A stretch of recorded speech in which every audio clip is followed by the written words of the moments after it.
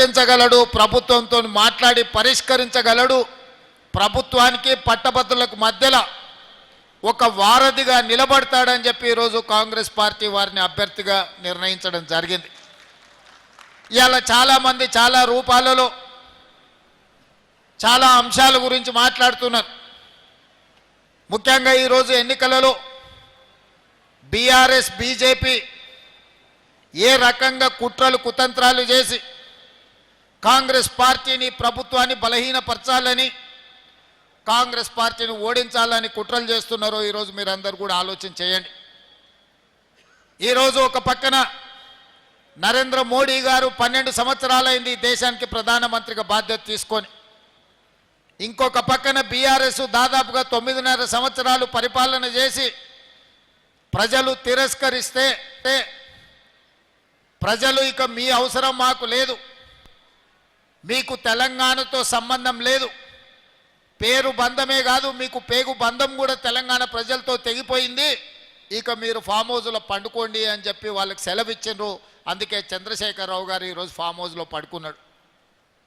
అయినా ఈరోజు ప్రజలు తిరస్కరించిన కుట్రలు మాత్రం మానలేదు. ఇవాళ పదే పదే బీఆర్ఎస్ వాళ్ళు మాట్లాడుతున్నారు, కాంగ్రెస్ పార్టీ ఎన్నికల్లో ఎట్లా గెలుస్తుంది, కాంగ్రెస్ పార్టీ ఓడాలి అని అంటున్నారు. నేను అడుగుతున్న బీఆర్ఎస్ నాయకులను, అసలు మీరు ఏ అభ్యర్థికి ఓటేయమని చెప్తున్నారో మొట్టమొదట మీరు తెలంగాణ ప్రజలకు చెప్పండి. ఈ 4 జిల్లాలలో ఉన్న పట్టభద్రులకు, మెదక్, నిజామాబాద్, కరీంనగర్, ఆదిలాబాద్లో ఉన్న పట్టభద్రులకు బీఆర్ఎస్ నాయకులు ఏ అభ్యర్థికి ఓటేసి కాంగ్రెస్ పార్టీ అభ్యర్థిని ఓడించమని విజ్ఞప్తి చేస్తున్నారని నేను అడుగుతున్నా. ఇవాళ కాంగ్రెస్ పార్టీని ఎట్టి పరిస్థితుల్లో గెలిపించొద్దని మీరు మాట్లాడుతున్నారు. ఈరోజు మీ పరిస్థితి మీరు ఎప్పుడైనా అంచనా వేసుకున్నారా? 2023 డిసెంబర్లో జరిగిన ఎన్నికల్లో మీరు అధికారం కోల్పోయినారు. 2024 మే జూన్లో జరిగిన పార్లమెంట్ ఎన్నికల్లో మీకు గుండు 0 వచ్చింది, 8 సీట్లలో డిపాజిట్లు జప్తు అయిపోయినాయి. ఇవాళ 2025 ఫిబ్రవరి శాసనమండలి ఎన్నికల్లో మీకు ఎన్నికల బరిలో దించడానికి అభ్యర్థే దొరకలేదు. ఈరోజు ఎన్నికల పోటీలో నిలబడని రాజకీయ పార్టీ ప్రధాన ప్రతిపక్షం అని చెప్పుకునే బీఆర్ఎస్ ఇవాళ మీకు రాజకీయ పార్టీగా చెప్పుకోవడానికి మీకు అర్హత ఉన్నదా అని నేను అడుగుతున్నా. స్పష్టంగా తెలంగాణ ఉద్యమంలో ముందు భాగాన నిలబడి తెలంగాణ రాష్ట్రాన్ని సాధించడంలో ఈరోజు విజయం సాధించింది పట్టభద్రులు. ఈ పట్టభద్రులే నిరుద్యోగ యువకులుగా, ఉద్యోగ సంఘాల నాయకులుగా తెలంగాణ ఉద్యమాన్ని ముందుండి నడిపించి తెలంగాణ రాష్ట్రాన్ని సాధించిన వాళ్ళు ఎవరైనా ఉన్నారు అని అంటే ఈరోజు తెలంగాణ రాష్ట్రంలో పట్టభద్రులు అని చెప్పక తప్పదు. మరి తెలంగాణ ఉద్యమాన్ని ముందుండి నడిపించిన పట్టభద్రులు ఇవాళ ఓటర్లుగా ఉన్న శాసన మండలి ఎన్నికల్లో బీఆర్ఎస్ పోటీ చెయ్యకుండా ఈరోజు అభ్యర్థి దొరకక ఎన్నికల బరిలో నిలబడని బీఆర్ఎస్ ఇవాళ కాంగ్రెస్ పార్టీని ప్రశ్నించే అర్హత ఆ పార్టీకి ఉన్నదాన్ని నేను అడుగుతున్నా. అందుకే నేను అడుగుతున్నా ఈరోజు బీఆర్ఎస్ నాయకులను, 10 నెలల పరిపాలన చేసిన కాంగ్రెస్ పార్టీని ఇవాళ ఏమీ చేయలేదని మీరు అడుగుతున్నారు కదా, 10 ఏళ్లలో మీరు ఏం చేసిందని నేను అడుగుతున్నా. ఇవాళ నేను చెప్పదలుచుకున్నా, ఇవాళ నేను మీ అందరి ముందు విజ్ఞప్తి చేయదలుచుకున్నా. ఈ సమావేశంలోకి వచ్చిన మిత్రులే కాదు, ఈ సమావేశాన్ని చూస్తున్న పట్టభద్రులందరూ మీరు గుండెల మీద చెయ్యి పెట్టి ఒక్కసారి ఆలోచన చేయండి. నేను ఎవరిని తిడతలేను, ఎవరిని ప్రశ్నిస్తలేను. ఇవాళ ఈ పార్లమెంట్ ఎన్నికల తర్వాత మాకు వచ్చిన అవకాశం 8 నుంచి 9 నెలలే పరిపాలన చేయడానికి. 2023 డిసెంబర్లో మేము అధికారం చేపట్టిన కొద్ది రోజులకే పార్లమెంట్ ఎన్నికలు వచ్చి, ఎన్నికల కోడ్ వచ్చి మేము పరిపాలన చెయ్యడానికి అవకాశం రాలే. ఆ రోజు 5-6 నెలలు ఎన్నికల కోడ్తో పరిపాలన పట్టాలు ఎక్కలేదు. ఆ తర్వాత 8-9 నెలల్లోనే మేము పరిపాలన చేసింది. ఇవాళ నేను అడుగుతున్న మీరు గుండెల మీద చేయి పెట్టుకొని ఆలోచన చేయండి.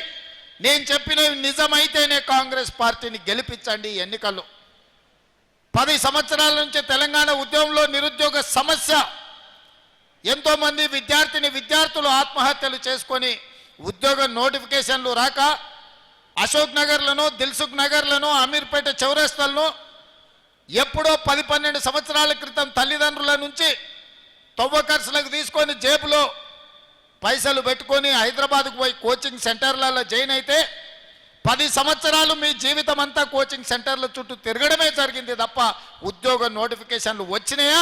వచ్చిన నోటిఫికేషన్ల ఫలితాలు ఇచ్చిండ్రా అని నేను అడుగుతున్నా. పోలీసు ఉద్యోగ నియామకాలు, టీచర్ల ఉద్యోగ నియామకాలు, డాక్టర్ల ఉద్యోగ నియామకాలు, పారామెడికల్ సిబ్బంది ఉద్యోగ నియామకాలు, నర్సుల నియామకాలు ఏవైనా టీఆర్ఎస్ పార్టీ నియామకాలు చేపట్టిందా? నోటిఫికేషన్ ఇవ్వరు. నోటిఫికేషన్ ఇస్తే వాళ్ళే కోర్టుల్లో కేసులు వేసి లిటిగేషన్లు పెట్టి కోచింగ్ సెంటర్లతో కుమ్ముక్కై పరీక్షలు పెట్టకుండా విద్యార్థులు రాయకుండా చేసి విద్యార్థులను కోచింగ్ సెంటర్లలో అశోక్ నగర్ చౌరస్తాల్లో, దిల్సుఖ్ నగర్ చౌరస్తాల్లో అనాథలుగా వాళ్ళను 10 సంవత్సరాలు తిప్పింది మీరు కాదా? మరి నేను వచ్చిన తర్వాత 11,000 మంది టీచర్ల నియామకాలు చేసింది నిజం కాదా? ఇవాళ టీచర్లను అడగండి. 15,000 మంది పోలీసులను నియమించిన మాట నిజం కాదా? 6,000 మెడికల్ సిబ్బందిని నియమించిన మాట వాస్తవం కాదా? ఇవాళ ఫైర్ ఇంజన్ డిపార్ట్మెంట్ ఇలా చెప్పుకుంటూ వెళ్తే ప్రతి డిపార్ట్మెంట్లో 55,163 ప్రభుత్వ ఉద్యోగ నియామకాలు చేపట్టింది నిజము కాదా? ఒకవేళ 55,163 మంది ఉద్యోగులకు మేము ఉద్యోగ నియామకాలు ఇచ్చుంటే మాకు ఈ ఎన్నికల్లో ఓటు వేయండి అని నేను అడుగుతున్నా. ఇవ్వకపోతే నాకు ఓటు వేయకండి. అదేవిధంగా టీచర్లు 10 ఏళ్ళు ప్రమోషన్లు లేవు, 10 ఏళ్ళు బదిలీలు లేవు. 35,000 మంది టీచర్లను బదిలీ చేసి 22,000 మంది టీచర్లకు ప్రమోషన్లు ఇచ్చి తండాలలో, గూడాలలో టీచర్లు లేకపోతే అక్కడ 11,000 మందిని నూతనంగా టీచర్లు నియమించి ఆ పాఠశాలల టీచర్లు నియమించిన మాట నిజం కాదా? ఇవాళ ఈ ట్రాన్స్ఫర్లైన 35,000 మంది టీచర్లు, ప్రమోషన్లు వచ్చిన 22,000 మంది టీచర్లను, కొత్తగా నియామకమైన 11,000 మంది టీచర్లను నేను అడుగుతున్నా. నేను చేసింది నిజమే అయితే మీ గుండెల మీద చేయి పెట్టుకొని ఒక్కసారి ఆలోచన చేసి రేవంత్ రెడ్డి చెప్పింది నిజమైతే పట్టభద్రుల ఎన్నికలలో నాకు ఓటు వేయండి. నేను చెప్పింది అబద్ధమైతే అవతలకు ఓటు వేయండి. ఇవాళ మన పిల్లలు చదువుకున్నా, డిగ్రీలు, పీజీలు, పిహెచ్డి సర్టిఫికెట్లు తీసుకున్నా వాళ్ళకు టాలెంట్ తక్కువ ఉందని ఉద్యోగాలు రాకపోతే నిరుద్యోగులుగా బజార్లలో తిరుగుతుంటే ఇవాళ 65 ఐటీఐలలో చేరిన వాళ్ళకు సర్టిఫికెట్ వస్తుంది కానీ వాళ్ళకు టాలెంట్ లేకపోతే టాటా కంపెనీతోని మాట్లాడి 2,400 కోట్ల రూపాయలలో 2,100 కోట్ల రూపాయలు టాటా కంపెనీ పెట్టి ఈ 65 ఐటీఐలను అప్గ్రేడ్ చేసి అడ్వాన్స్డ్ టెక్నాలజీ సెంటర్లుగా తీర్చిదిద్దియాల మన పిల్లలకు టాలెంట్ పెంచాలి, సాంకేతిక నైపుణ్యం పెంచడానికి ముందుకెళ్తున్నాం. ఇది నిజమైతేనే, సాంకేతిక నైపుణ్యం పెంచుతేనే టాటా కంపెనీతో మేము ఒప్పందం చేసి శిక్షణ ఇవ్వడమే కాదు, శిక్షణ ఇచ్చిన వాళ్లకు టాటా కంపెనీ ఉద్యోగాలు ఇస్తామని ఒప్పందం చేసుకున్న మాట నిజమైతే కాంగ్రెస్ పార్టీకి ఓటు వేయండి, లేకపోతే కాంగ్రెస్ పార్టీకి ఓటు వేయకండి అని నేను ఈ సందర్భంగా చెప్పదలుచుకున్నా. అదేవిధంగా మన పిల్లలలో టాలెంట్ పెంచాలని యంగ్ ఇండియా స్కిల్స్ యూనివర్సిటీని ప్రారంభించి ఈ దేశంలోనే ఎక్కడ లేని విధంగా పబ్లిక్ ప్రైవేట్ పార్ట్నర్షిప్లో యూనివర్సిటీ చైర్పర్సన్గా Mahindra group of companies Anand మహీంద్రాను చైర్మన్గా పెట్టి పెద్ద పెద్ద కార్పొరేట్ కంపెనీల డైరెక్టర్లను బోర్డులో పెట్టి వేలాది మంది తెలంగాణ విద్యార్థులను అందులో చేర్చి వాళ్ళకి శిక్షణ ఇచ్చి వాళ్ళకి ఇవాళ ఉద్యోగాలు ఇవ్వాలి అని మనం ప్రయత్నం చేస్తున్నాం. యంగ్ ఇండియా స్కిల్స్ యూనివర్సిటీని నేను ప్రారంభించింది నిజమైతే మీరు కాంగ్రెస్ పార్టీకి ఓటు వేయండి అని చెప్పి నేను ఈ సందర్భంగా మిమ్మల్ని అడుగుతున్నా. ఇదే కాదు, 140 కోట్ల జనాభా ఉన్న ఈ దేశం ఒలింపిక్స్లో ఒక గోల్డ్ మెడల్ తేలే. నేను సౌత్ కొరియా పోయినప్పుడు ఒక యూనివర్సిటీకి వెళ్ళిన, నేను 30 ఎకరాలలోనే ఉంది ఆ యూనివర్సిటీ. మీ నిజామాబాద్ యూనివర్సిటీ పోలిస్తే 100 ఎకరాలలో ఉండి ఉంటుంది. కానీ 140 కోట్ల జనాభా ఉన్న మనం ఒక్క గోల్డ్ మెడల్ కూడా ఒలింపిక్స్లో తేలే. అందుకే ఆ యూనివర్సిటీకి వెళ్తే 16 మెడల్స్ వచ్చిన దేశం 36 మెడల్స్ కొడితే ఒక యూనివర్సిటీకి 16 మెడల్స్ వచ్చినాయి. ఒక అమ్మాయి ఆర్చరీలో 3 గోల్డ్ మెడల్స్ తీసుకొచ్చింది సౌత్ కొరియన్ యూనివర్సిటీలో. అక్కడ చూసిన తర్వాత ఈ దేశం జనాభా ఉన్నది కానీ ప్రపంచంతో పోటీ పడలేకపోతుందని తెలంగాణలో యంగ్ ఇండియా స్పోర్ట్స్ యూనివర్సిటీని ప్రారంభించాలి. మన యువతను టాలెంటెడ్ విద్యార్థులుగా తీర్చిదిద్దాలి, స్పోర్ట్స్లో రాణించాలి అని చెప్పి ఇవాళ మనం యంగ్ ఇండియా స్పోర్ట్స్ యూనివర్సిటీ మనం ప్రారంభించి మట్టిలో మాణిక్యాలను గ్రామీణ ప్రాంతాలలో ఉన్న విద్యార్థుల్లో ఉన్న నైపుణ్యాన్ని ఇవాళ బయటికి తీయాలని మనం ప్రయత్నం చేస్తున్నాం. అదే కాదు, ఈ నిజామాబాద్ టౌన్లో నిలబడి మాట్లాడుతున్నా, మీ ఊర్లో ఇక్కడ మీ మీ మీ మీ కాలనీలో తిరిగిన నిఖత్ జరీన్ బాక్సింగ్లో ఛాంపియన్షిప్ తీసుకొస్తే నిఖత్ జరీన్కి గ్రూప్ 1 జాబ్ డిఎస్పీ జాబ్ ఇచ్చి 2 కోట్ల రూపాయల నగదు ఇచ్చి మీ నిజామాబాద్ బిడ్డను ఈరోజు గ్రూప్ 1 డిఎస్పీ ఆఫీసర్గా నేను నియమించింది నిజమైతే మీరు కాంగ్రెస్ పార్టీకి ఓటేయండి, లేకపోతే కాంగ్రెస్ పార్టీకి ఓటేయకండి. ప్రపంచ కప్ క్రికెట్ను సాధించిన సిరాజ్ ప్రపంచ కప్లో ఇండియా టీం గెలవడానికి తన నైపుణ్యాన్ని ప్రదర్శించిన సిరాజ్ని ఈరోజు అతను చదువుకున్నది ఇంటర్మీడియట్ లోపే. గ్రూప్ 1 ఉద్యోగం ఇవ్వాలంటే అది సరిపోదు. ప్రభుత్వం అన్ని మినహాయింపులు ఇచ్చి ఈరోజు సిరాజ్ని గ్రూప్ 1 ఆఫీసర్గా ఒక డిఎస్పీ క్యాడర్ ఆఫీసర్గా ఈరోజు ఉద్యోగం ఇచ్చి క్రీడల్లో రాణించిన నిరుద్యోగ యువకులకు మీరు క్రీడలలో రాణిస్తే కూడా మిమ్మల్ని ప్రభుత్వం ఆదుకుంటుందని సిరాజ్కి ఈరోజు డిఎస్పీ క్యాడర్ ఉద్యోగం ఇచ్చింది నిజమైతే మీరు కాంగ్రెస్ పార్టీకి ఓటు వేయండి. ఇదే కాదు, పారా ఒలింపిక్స్లో దీప్తి అని వరంగల్ అమ్మాయి అంగవైకల్యాన్ని ఛేదించి మెడల్ సాధిస్తే ఆ అమ్మాయికి గ్రూప్ 2 ఉద్యోగం ఇవ్వడమే కాకుండా వరంగల్లో ఇంటి స్థలాన్ని ఇచ్చి 25 లక్షల రూపాయలు ఆర్థిక సహాయాన్ని అందించిన మాట నిజం కాదా? ఇవాళ అది నిజమైతేనే కాంగ్రెస్ పార్టీకి ఓటు వేయండి. ఇవన్నీ కూడా పట్టభద్రులు ఆలోచన చెయ్యాలి. ఈ ప్రభుత్వం వచ్చిన తర్వాత ఉద్యోగ సమస్యల్ని పరిష్కరించిందా లేదా, నిరుద్యోగుల గౌరవం పెంచే విధంగా నిర్ణయాలు తీసుకున్నదా లేదా మీరు ఆలోచన చేయండి. ఇదే కాదు, నిజామాబాద్ రైతులంటే దేశానికే తలమానికం. పంజాబ్ హర్యానా రైతులతో పోటీపడి గిట్టుబాటు ధర విషయంలో కానీ రైతుల సమస్యల విషయంలో పోరాడాలి అని అంటే భారతదేశంలో హర్యానా పంజాబ్ రైతులతో పోటీపడి నిరసన తెలపడంలో ప్రభుత్వాలను గడగడలాడించడంలో నిజామాబాద్ రైతులకు పెట్టిన పేరు. ఆనాడు రైతు ఉద్యమాలలో నేను ఇక్కడికి వచ్చిన తర్వాతనే కాంగ్రెస్ పార్టీకి అధ్యక్షుడు మోహన్ రెడ్డి ఆ రోజు ఈ కార్యక్రమాన్ని తీసుకొని పెద్దలు సుదర్శన్ రెడ్డి గారు వీళ్ళందరూ పెడితే నేను నిజామాబాద్ రైతు పోరాటాలకి ఇక్కడికి వచ్చిన. ఆ తర్వాత నేను పిసిసి అధ్యక్షుడిని అయినా. అలాంటి నిజామాబాద్ రైతులను నేను అడుగుతున్నా, మీరు చెప్పండి, 25,50,000 మంది రైతులకు 21,000 కోట్ల రూపాయలు 2 లక్షల వరకు రైతు రుణమాఫీ చేసి ఉంటేనే లెక్కలు చూసి మరి కాంగ్రెస్ పార్టీకి ఓటేయండి. ఒకవేళ 2 లక్షల రూపాయల వరకు 25,50,000 మంది రైతులకు 21,000 కోట్ల రూపాయల రైతు రుణమాఫీ చేసింది నిజమైతేనే ఇవాళ కాంగ్రెస్ పార్టీకి ఓటేయండి. ఇదే కాదు, ఇవాళ రైతు భరోసాలో ప్రతి ఎకరాకు 6,000 చొప్పున సంవత్సరానికి 12,000 ఇవాళ రైతు భరోసా మీ ఖాతాలలో పడితేనే కాంగ్రెస్ పార్టీకి ఓటేయండి. ఇవాళ మీకు ఉచితంగా 24 గంటల కరెంట్ ఇస్తేనే కాంగ్రెస్ పార్టీకి ఓటేయండి. ఇవాళ శ్రీరామ్ సాగర్ అయినా నిజాం సాగర్ అయినా ఈ ప్రాంతంలో నీటి ప్రాజెక్టులను కట్టి ప్రజలకు అందుబాటులో తీసుకొచ్చి నీళ్లు తీసుకొచ్చి రైతులను ఆదుకున్నది కాంగ్రెస్ పార్టీ అయితేనే గుత్పా అలీసాగర్ లాంటి ప్రాజెక్టులను కాంగ్రెస్ పార్టీ ముందుకు తెచ్చింది కాబట్టి ఇవాళ నిజామాబాదులో పసిడి పంటలు పండుతున్నాయి. ఇవాళ మీ గిట్టుబాటు ధరల విషయంలో అదే కాదు, ఈ ప్రాంతంలో వడ్లు అత్యధికంగా పండిస్తారు. ఇవాళ మీరు ఆలోచన చేయండి, గుండెల మీద చేయి పెట్టుకొని ఆలోచన చేయండి.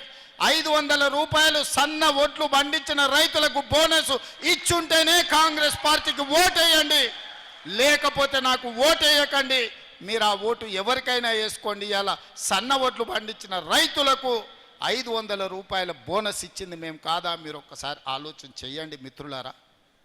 ఇవాళ ఒక్కొక్కటిగా సమస్యల్ని పరిష్కరించుకుంటూ ఆర్థిక ఇబ్బందులను అధిగమించుకుంటూ ఈరోజు ముందుకు నడిపిస్తున్నది ప్రభుత్వం. ఆదాయం పడిపోయింది, అప్పులు పెరిగిపోయినాయి. 69,000 కోట్ల రూపాయలతో 2014లో చంద్రశేఖరరావు గారికి రాష్ట్రాన్ని అప్పచెప్తే 2024 తిరిగి మళ్ళీ కాంగ్రెస్కి అప్పచెప్పేటప్పటికి 7,11,000 కోట్ల రూపాయల అప్పులు చేసిండు చంద్రశేఖరరావు.